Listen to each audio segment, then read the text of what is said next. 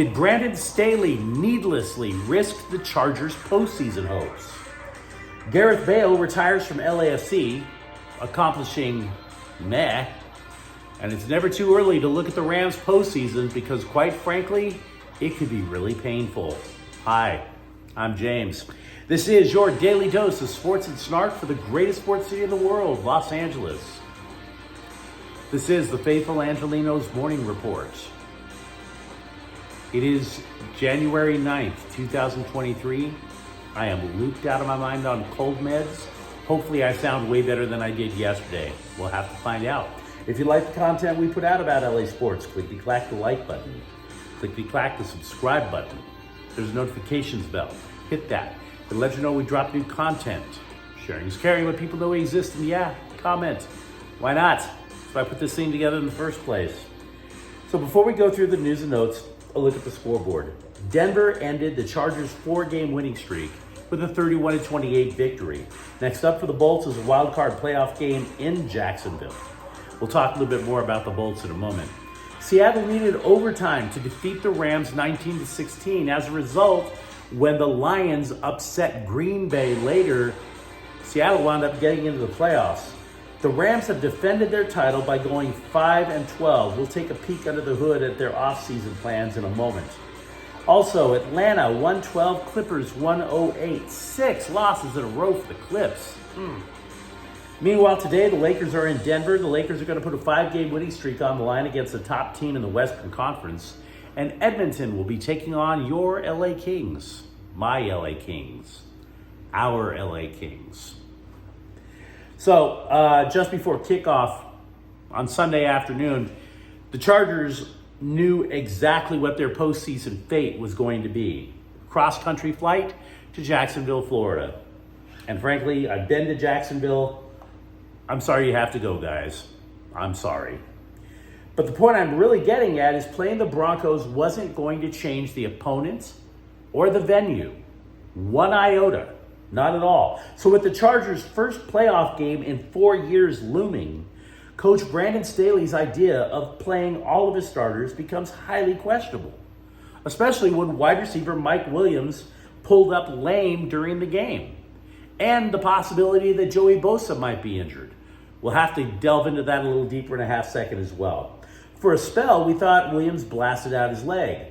He was limping. They eventually took him out in a cart out of the stadium. He did get x-rays though. The x-rays, however, were of his lower back, not his leg.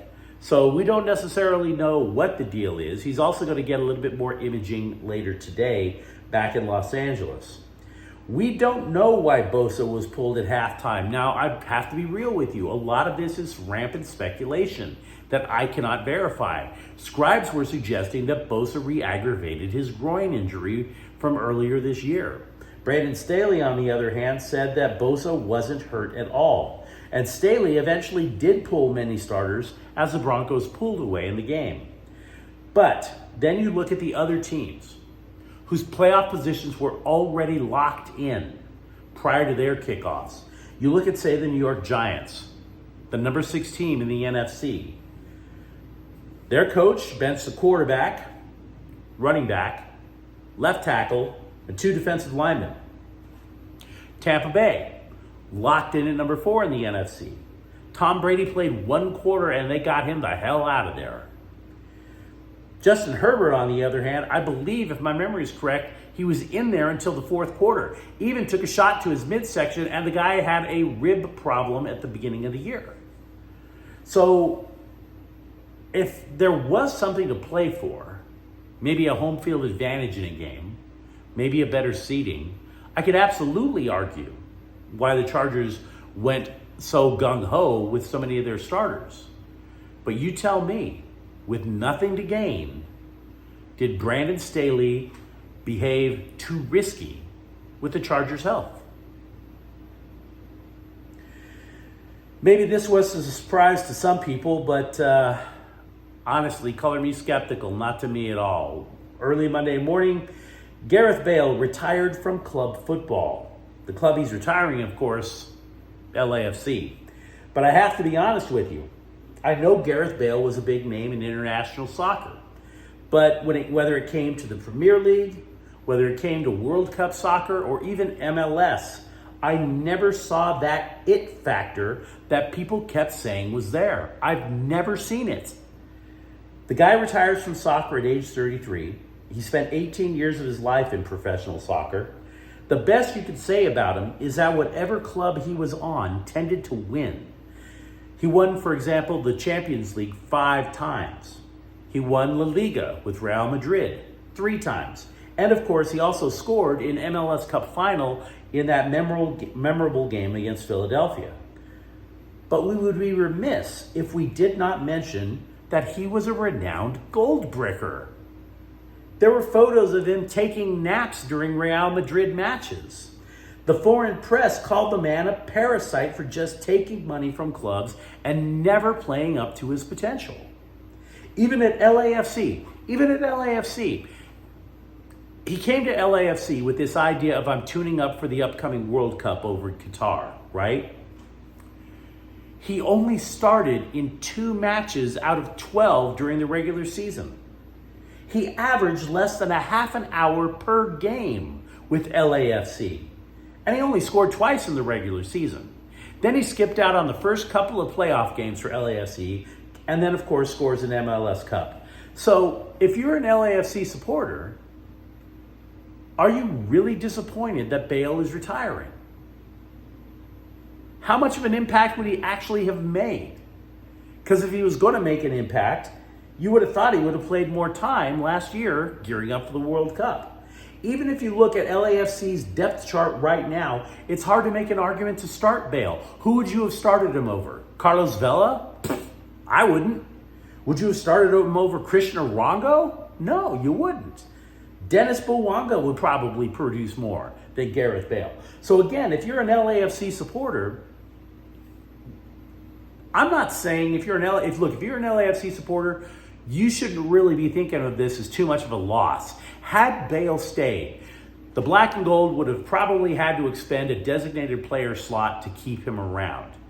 Now they don't. That DP spot is open, and that gives the black and gold opportunities to try to replenish its midfield, which is actually pretty shallow compared to a lot of other places on the team. So Gareth Bale retires. You let me know what you think his legacy is, because to be completely honest with you, I just wasn't that impressed. Breaking news, by the way, although it's not an LA team, the Cardinals have fired coach Cliff Kingsbury. Back to the LA sports. What better way to typify the Rams season by having yet another player hospitalized? Am I right? Safety Russ Yeast yesterday was sent to a hospital in Seattle with a chest contusion. Contusion is a fancy pants word for bruise. But do you think that the NFL wanted to take any chances with a player having a chest problem after Monday Night Football last week? Really? Yeah, if it's a little bruise, you're going to the hospital, dude. We don't need CPR performed in front of 70,000 people again and a national TV audience. I feel bad for Yeast. He actually has to spend an extra day up in the Pacific Northwest. Let me tell you something about Seattle, having been there a dozen or so times. It's no wonder they filmed Frasier up there, because that town has some of the fakest tough guys I've ever seen in my life. Oh, we're Seattle. We're the 12s. We're loud. Yeah, well, so's a toddler when you don't get them what you want at the Walmart toy shop, so I don't want to hear it. Oh, we're so loud. It don't mean squat to me, pal. But let's go back to the Rams.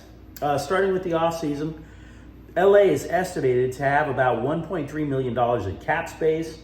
They do not have a first-round pick in the upcoming draft that goes to Detroit. They do, however, have at least 10 picks in the upcoming draft. They might get another depending on what happens with Baker Mayfield. We believe offensive coordinator Liam Cohen is heading back to Kentucky, proving that even the Sean McVay coaching tree bears rotten fruit once in a while. Don't be surprised if defensive coordinator Raheem Morris gets an interview for a head coaching gig. He's had head coaching experience, and if there's one thing that you can say about the Rams all year long, no matter how bad it got, that defense played its ass off. As for Sean McVay, honestly, We just don't know. They're going to give him time to make up his mind. Apparently, according to writers who covered the team, the Rams have contingency plans if McVay leaves. What those contingency plans are, though, I honestly couldn't tell you. Don't know yet. Having said that, I have a question for you. ESPN posed an idea, and I'm not saying they should do it because I kind of hope they don't. Trade Jalen Ramsey. Would you consider it? Yes, you would take a cap hit in the short term, but overall save about $17 million against the salary cap. I don't believe they would do it, but let me give you a series of what ifs. What if Sean McVay decides to take a year or two away from coaching? What if Raheem Morris takes a head coaching job somewhere else? You have new coaches coming in. The new coaches are like, we don't have enough resources. We need some cap space. And oh, by the way, we play something a little more traditional with our defensive front. Instead of having Jalen Ramsey line up everywhere, what do you say we can get something for him in trade? That's the only way I see something like that happening. Finally, for the Rams, I would say after Sunday that the marriage of convenience between Baker Mayfield and the Rams is over. Both sides are very professional about it. There is an irreconcilable difference between the two parties, and that is this. Baker Mayfield is not Matthew Stafford. Simple as that. Mayfield said he was thankful for his time in LA because of the way he was treated, but he will be looking for the best available opportunity because he said, quote, I am a starting quarterback, unquote. Now, I'm not sure if he is. Mayfield played in 5 games for the Rams. He was 2-3. He threw for only 4 touchdowns, though, and 2 picks. He also, in those 5 games, threw for a grand total of 850 yards. Is he really a starting quarterback? I'm hearing the words transfer portal so often now that I'm starting to feel like I'm in some sort of a ridiculous Star Trek spinoff. Like Jean-Luc Picard is going to tap me on the shoulder and tell me to set my phasers up against my own temples, right? I'm tired of hearing about the transfer portal. But in the portal, the USC Trojans have addeth and they have subtracteth. The 9th addition to USC is a defensive lineman from Purdue named Jack Sullivan. Now, Sullivan started all 13 games for the Boilermakers last year. He had 38 tackles and 5.5 sacks, which isn't bad. A full replacement for Tuli Tuipulotu? No. Productive? Yeah, you can make that argument. Meanwhile, safety Xavier Alford has landed in Arizona State. Alford did not play for the Trojans last year. He had surgery going into the year. It wasn't considered major, and yet he did not play. In 2021, though, he did intercept 3 passes for USC. So the possibility of a healthy Alford with Arizona State could provide them with some dividends. Kevin Fiala will represent the LA Kings in the NHL All-Star Game outside of an outlet mall in Florida. Not kidding. I've been there. The Florida Panthers Arena is next to an outlet mall in Florida. Try not to spend too much time at the Cinnabon, guys. Slows you down on the ice. Galaxy preseason camp will begin or had begun with physicals on January 7th. The actual training for the team starts Tuesday, and there is a preseason match against Charlotte on January 27th. But let me know what you think about all the other stuff that's going on in LA. Did Brandon Staley play too loosely with his own players? Is Gareth Bale actually qualifying as a loss for LAFC? And what would you want the Rams to do in this offseason? That's basically started for them right now. If you enjoy the content, don't forget to subscribe to Faithful Angelenos. We talk LA sports every single day here. Thank you for watching. I'm James. We'll be back tomorrow. Faithful Angelenos is a Quian Corte El Queso production. Take care.